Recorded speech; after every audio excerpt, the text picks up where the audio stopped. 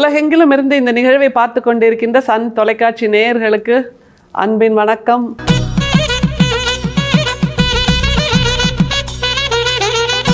வள்ளல் பெருமானுடைய உரைநடை உங்கள் கையில் கிடச்சிதுன்னு வைங்களேன், ஒவ்வொரு நாளும் அவருடைய உரைநடையிலேயே நம்ம வாழ்ந்துட மாட்டோமா அப்படின்ற ஒரு ஏக்கம் நமக்கு வரும். அந்த அளவுக்கு அவ்வளவு சுவாரஸ்யமாக இருக்கிறது அவருடைய உரைநடை.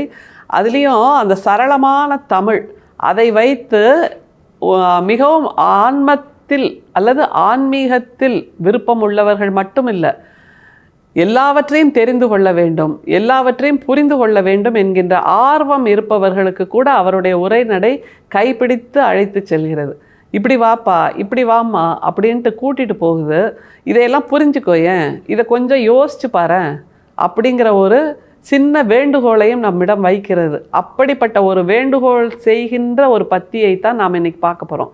அதில் எந்த பத்தி அப்படின்னா, ஜீவகாருண்ய ஒழுக்கம் அப்படிங்கிற பத்தியில் வள்ளல் பெருமான் எழுதுகிறார்.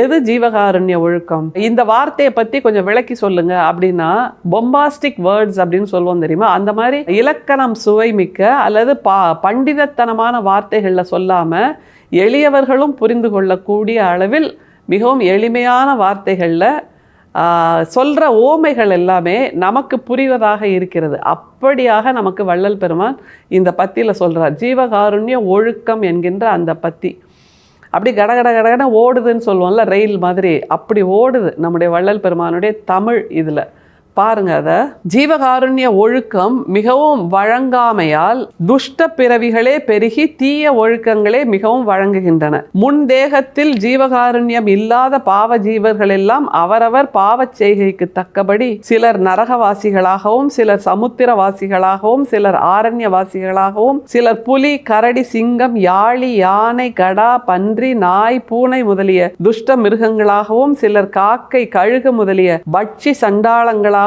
சிலர் முதலை, சுறா முதலிய கடின செந்துக்களாகவும், சிலர் பாம்பு, தேள் முதலிய துர்செந்துக்களாகவும், சிலர் எட்டி, கள்ளி முதலிய அசுத்த தாவரங்களாகவும் பிறந்திருக்கிறார்கள். ஆதலால் தீய ஒழுக்கங்களே மிகவும் வழங்குகின்றன என்று அறிய வேண்டும். ஜீவகாருண்யம் கடவுள் அருளை பெறுவதற்கு முக்கிய சாதனமாவதுமன்றி அந்த அருளின் ஏகதேச விளக்கம் என்றும், ஜீவகாருண்யம் ஆன்மாக்களின் இயற்கை விளக்கமாதலால் அந்த இயற்கை விளக்கம் இல்லாத ஜீவர்களுக்கு கடவுள் விளக்கம் அகத்திலும் புறத்திலும் வெளிப்படவே மாட்டாது என்றும் அறிய வேண்டும். எல்லா ஜீவராசிகளின் பெயர்களையும் பட்டியலிட்டு சொல்றார். நம்ம தமிழ் இலக்கியத்தில் ஏற்கனவே இருக்கு, ஓரறிவு முதல் ஆறறிவு உள்ள உயிர்கள் அப்படின்னு ஒரு தமிழ் இலக்கியத்தில் தொல்காப்பியத்தில் சொல்லப்பட்டிருக்கு. அந்த மாதிரியான ஒரு பட்டியலை நம்முடைய வள்ளல் பெருமானும் கொடுக்கிறார்.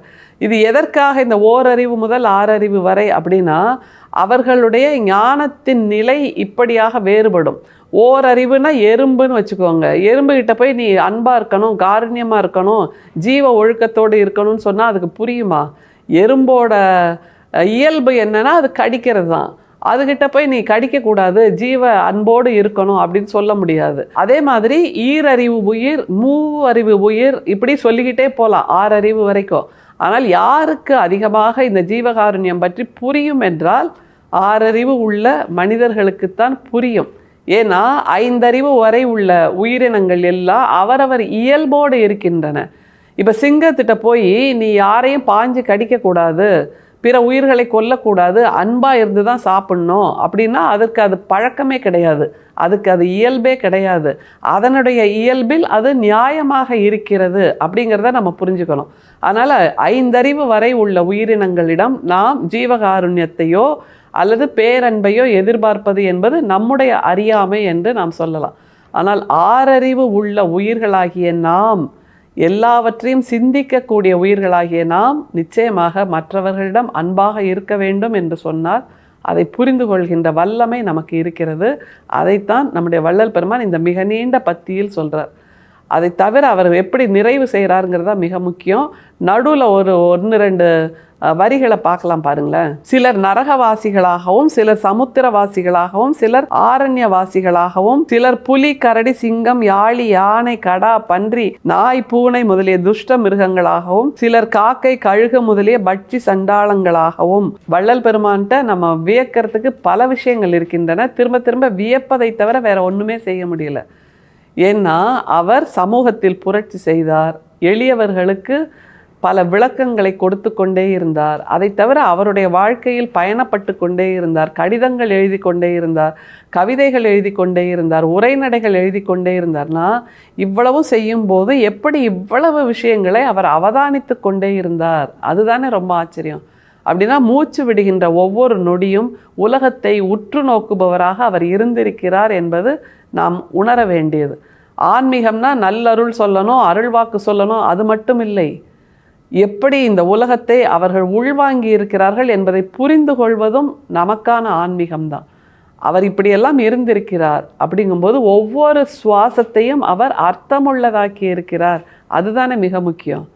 என்ன பண்ணுறீங்க அப்படின்னா, பொழுது போகலை சும்மா இருக்கேன் அப்படிம்பாங்க பல பேர். பொழுது போகலையா? அது பாட்டுக்கு போயிட்டே தாங்க இருக்குது பொழுது. யாருமே அதை நிறுத்தணும்னு அவசியம் இல்லை. அப்படின்னா இவர்கள் அந்த சுவாசத்தை வீணடித்து கொண்டிருக்கிறார்கள்.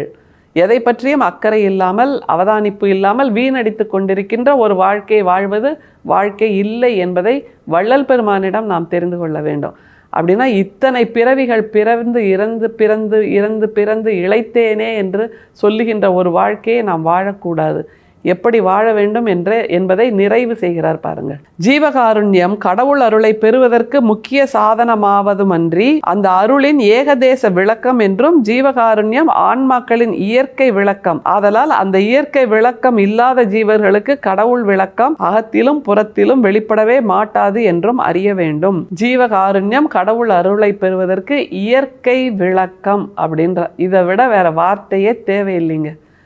மனிதர்களாக பிறந்திருக்கிறோம்னா மனிதர்களின் இயல்பாக இருக்க வேண்டியது அந்த ஜீவகாருண்யம் மட்டும்தான். ஜீவகாருண்யம்னா உடனே டிக்ஷனரியெல்லாம் எடுத்து நம்ம புரட்டணும்னு அவசியம் இல்லை. அன்பு செய்யுங்கள், அவ்வளவுதான்.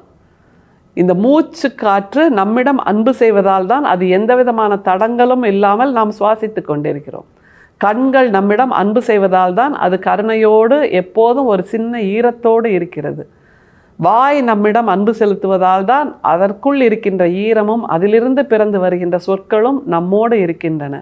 கைகள் நமக்கு அன்பு செய்கின்றன, கால்கள் நமக்கு அன்பு செய்கின்றன, உள்ளுறுப்புகள் நமக்கு அன்பு செய்கின்றன, எல்லாமே நமக்கு அன்பு செய்கின்றன. ஆனால் நாம் மட்டும் யாருக்கும் அன்பு செய்ய மாட்டோம்னா அது இந்த பிறப்புக்கான நியாயம் இல்லையே.